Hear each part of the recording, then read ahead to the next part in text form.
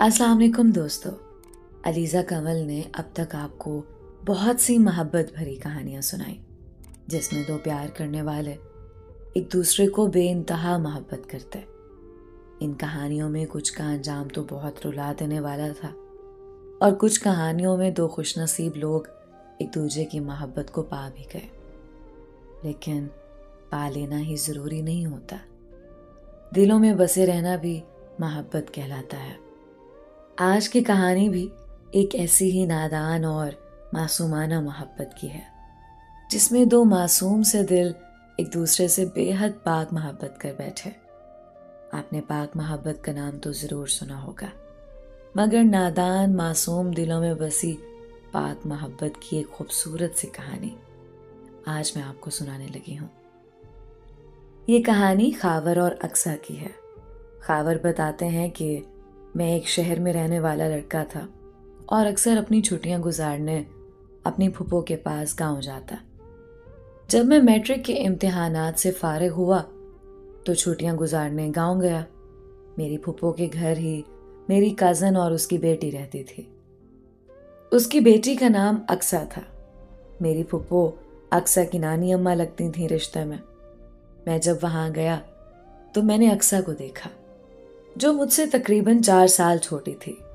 वो इंतहाई भोली सी सूरत वाली खूबसूरत और नफीस लड़की थी। उसकी मुस्कुराहट बहुत हसीन थी। अक्सर मेरा हर काम करती थी, मुझे खाना देती, पानी पिलाती, कभी कभी कपड़े धोकर देती, मेरे कपड़े इस्त्री करके देती।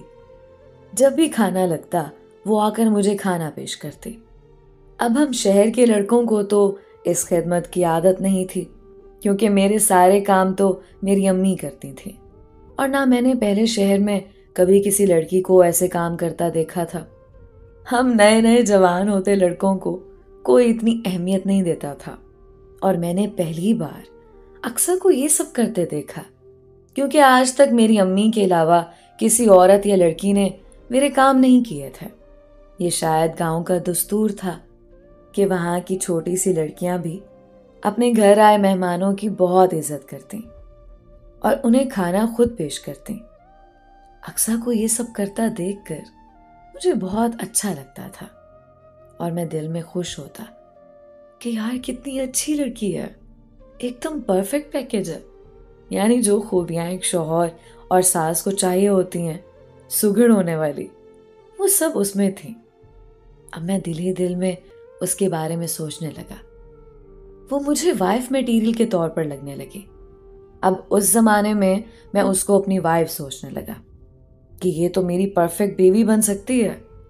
लेकिन फिर कुछ दिन बाद मैंने अपने ख्याल को झटका और सोचा कि खावर, वो तो तुमसे छोटी है, ऐसा मत सोचो उसके बारे में। हमारी बात भी नहीं होती थी एक दूसरे से, हालांकि पूरा दिन एक दूसरे के साथ होते थे, लेकिन फिर भी बात तक नहीं कर सकते थे। वो भी मुझसे बात ना करती, बस जब खाना देना हो या खाने का पूछना हो तो बस मेरे साथ बात कर लेती। वो ज्यादातर अपनी नानी अम्मा यानी मेरी फूफो के पास ही रहती थी। मैंने उसे एक दिन बोला, अक्सा, अब मेरी छुट्टियां खत्म होने वाली हैं, क्या तुम फूफो के फोन से मेरे साथ कभी कभी बात कर लिया करोगी? उसने हंस के हाँ में सर हिलाया और मैं खुशी खुशी घर जाने की तैयारी करने लगा। छुट्टियां गुजार कर मैं अपने घर वापस आ गया। घर आते ही मैंने उसे मैसेज किया और फिर बहुत लेट शाम को उसका रिप्लाई आया। हमने सलाम दुआ की और एक दूसरे का हाल चाल पूछने लगे। अच्छा, मैसेज पर भी हम एक दूसरे से स्ट्रेट नहीं हो गए और ना ही कोई ज्यादा बात करने लगे। बस हफ्ते में कोई एक बार बात हो जाती या फिर शायद महीनों में। क्योंकि उसके पास फूफो का फोन था तो हम दोनों में एक कोड वर्ड था, डबल क्वेश्चन मार्क। जब भी हम बात करना शुरू करते तो पहले एक दूसरे को डबल क्वेश्चन मार्क भेजते। बस फिर थोड़ी बहुत बात होती। फिर कुछ वक्त बाद गांव में मेरा दोबारा चक्कर लगा। अब वहां जाकर फिर वही हालत हुई। हम एक दूसरे को देख लेते मगर बात ना कर सकते। पता नहीं ऐसा क्या था। मैसेज पर हम ऐसे बात करते जैसे बहुत पहले से एक दूसरे को जानते हो, लेकिन आमने सामने हम दोनों की जुर्रत ना होती। मैंने हर लड़के से बात की थी, हर लड़की से मैंने हंसी मजाक किया, लेकिन ना जाने अक्सा में ऐसा क्या था कि मैं उसके सामने उससे कोई बात तक ना कर सकता। अब फिर से वही रूटीन शुरू हो गई। वो मेरे काम करती रहती, उसकी नानी अम्मा बूढ़ी थी तो वो उनके साथ ज़्यादा वक्त गुजारती, उन्हीं के घर से स्कूल के लिए तैयार होती। वो हर रोज़ हम दोनों के लिए रोटी बनाकर फिर स्कूल जाते और मैं पूरा दिन उसका इंतज़ार करता रहता। हम घर में 3 लोग होते थे। उसके बगैर वक्त कैसे गुजरता ये सिर्फ मैं जानता हूँ। फिर वो शाम को घर आती और हमें खाना देती। एक बहुत खूबसूरत वक्त गुजरा है वो। सर्दियाँ होती थीं और हम तीनों रात को इकट्ठे आग के पास बैठे होते थे। वो गरम गरम रोटी बनाती जाती और हम खाते जाते। वहाँ बैठकर बहुत लुत्फ़अंदोज़ होते। फूफो बातें करती और हम ज़ोर से हंसते और फिर फूफो हम दोनों को बहुत प्यार देती। रात के वक्त वो टीवी पर पीटीवी चैनल पर एक सीरियल देखती और मैं बस उसको देखता रहता। पता नहीं लड़कियों में ऐसी कौन सी छठी हिस्स होती है, उनको सब महसूस हो जाता है कि कोई उनको प्यार की नज़रों से देख रहा है और वो उन नज़रों का मतलब खूब जान जाती हैं। वो भी मेरी नज़रें महसूस कर रही थी मगर कोई रिएक्शन ना देती। मेरी नज़रें सिर्फ उसको देखना चाहती थी। वो हल्का सा मुस्कुराती रहती और महसूस कराती रहती कि वो सब जानती है। बड़ी ही पाक मोहब्बत थी। हम 3 लोग एक ही कमरे में सोते थे, 3 अलग चारपाइयों पर।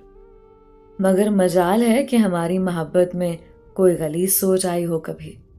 बहुत ही नादान, मासूमाना और कमाल की पाक मोहब्बत थी, ये जानते हुए भी कि हम एक दूसरे को चाहते हैं।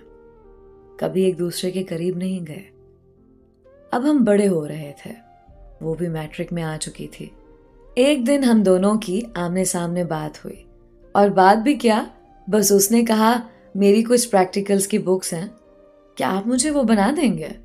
ये उस लड़की ने पहली बार बात की थी मुझसे, वरना तो आमने सामने हमसे कुछ नहीं बोला जाता था। मैंने फौरन से कहा हाँ हाँ क्यों नहीं, 2 बना दूं। बस फिर मैंने उसकी फिजिक्स और केमिस्ट्री की बुक्स ली और सारा दिन अच्छी अच्छी ड्राइंग्स बनाने में लगा रहा। मैं वो लड़का था जिसने कभी अपनी बुक नहीं बनाई थी, हमेशा बाजार से खरीद लेता, लेकिन उसके लिए पूरे शौक और ईमानदारी से वो बुक्स बनाई। शाम को वो घर आई और मैंने उसे बुक्स दिखाई और पूछा बताओ कैसी लगी, तो कहती हाँ बस ठीक है। लो, मैंने इतनी मेहनत की थी और वो कहती कि बस ठीक है। फिर एक दिन ऐसा हुआ कि वो स्कूल जाने की तैयारी कर रही थी और जब वो स्कूल जाती तो आंखों में काजल लगाती और काजल लगाने से क्या हसीन उसकी आंखें लगती, और जब वो नकाब लगाती बाहर जाने के लिए, वो लड़की कातिल